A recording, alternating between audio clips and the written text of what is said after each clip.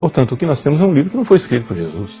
Esse livro foi escrito por autores sagrados, que nós costumamos chamar de hagiógrafos.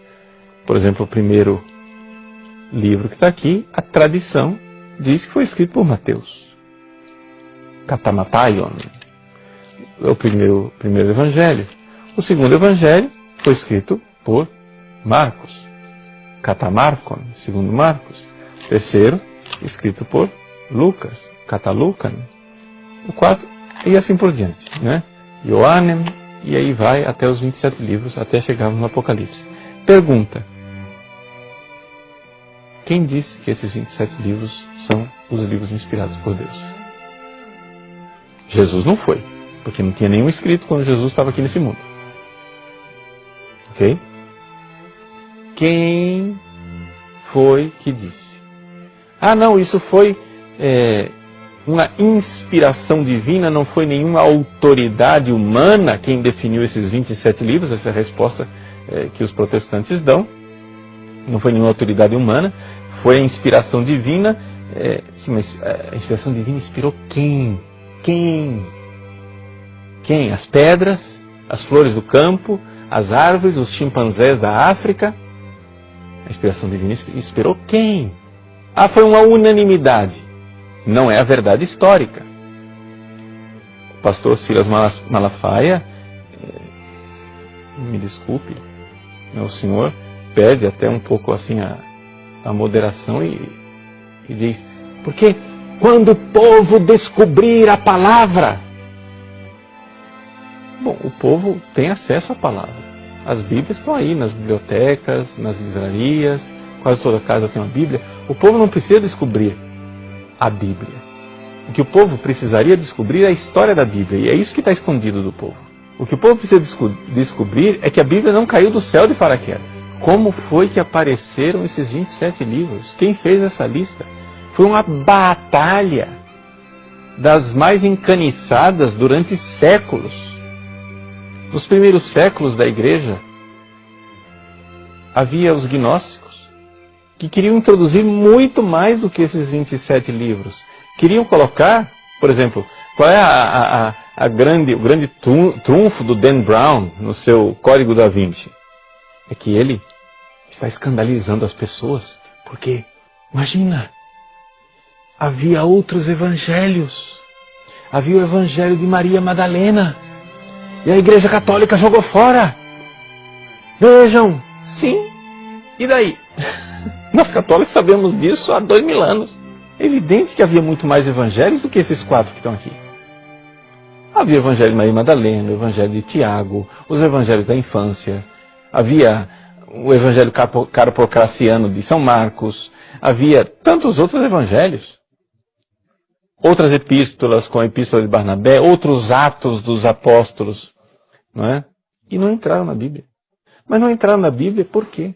Os gnósticos, eles queriam colocar tudo isso dentro da Bíblia. Eles queriam colocar lá o evangelho de Maria Madalena, que fala que Jesus beijou Maria Madalena, que Maria Madalena era a discípula amada de Jesus, etc, etc. A igreja não aceitou esse evangelho como sendo canônico, ele não é inspirado, ele não é palavra de Deus. E enquanto os gnósticos queriam colocar muito mais livros aqui, havia outros, né? Como os marcionitas, que seguiam o herege Marcião, que queriam tirar. Eles queriam, não era 4 evangelhos, eles só aceitavam o evangelho de Lucas. E ainda com censuras, ainda tiravam uns pedaços de Lucas. Aceitavam só as cartas de São Paulo e o resto jogaram fora.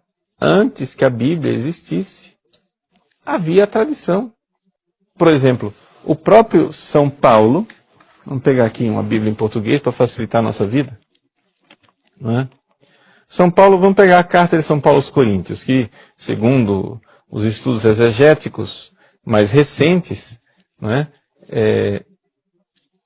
Foi escrita mais ou menos no ano de 52 depois de Cristo. 52 depois de Cristo, vamos fazer as contas, estamos falando aí de 20 anos depois que Jesus, 19, mas 20 anos para arredondar, 20 anos depois que Jesus tinha morrido, ressuscitado e subido aos céus. 20 anos depois, nós temos a primeira atestação da ressurreição de Jesus colocada por escrito, 20 anos depois. Então, olha lá, primeira carta de São Paulo aos Coríntios, capítulo 15.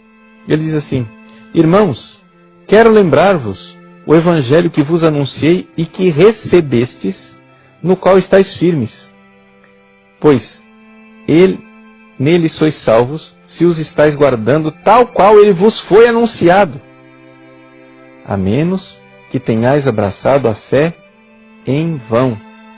De fato, eu vos transmiti, antes de tudo, o que eu mesmo tinha recebido.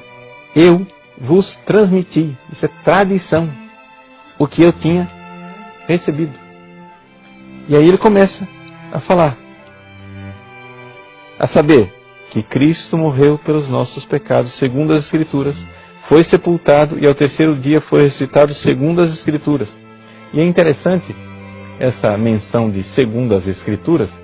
Aí você vai buscar no Antigo Testamento, porque aqui para São Paulo, o Novo Testamento não tinha sido, esses 27 livros aqui não tinham sido escritos ainda. Só tinha sido escrito a carta, as cartas de São Paulo aos Tessalonicenses e a carta aos Coríntios. Basta. Os Evangelhos, ainda nada. Essa é a primeira notícia escrita que nós temos da ressurreição de Jesus.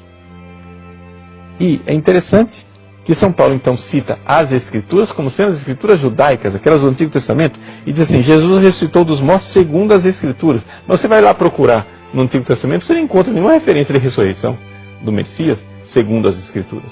Você não encontra nada de que o Messias iria morrer pelos nossos pecados segundo as Escrituras. A não ser que você leia a Bíblia do Antigo Testamento, como a Igreja Católica sempre leu, com uma chave tipológica, ou seja, uma chave espiritual.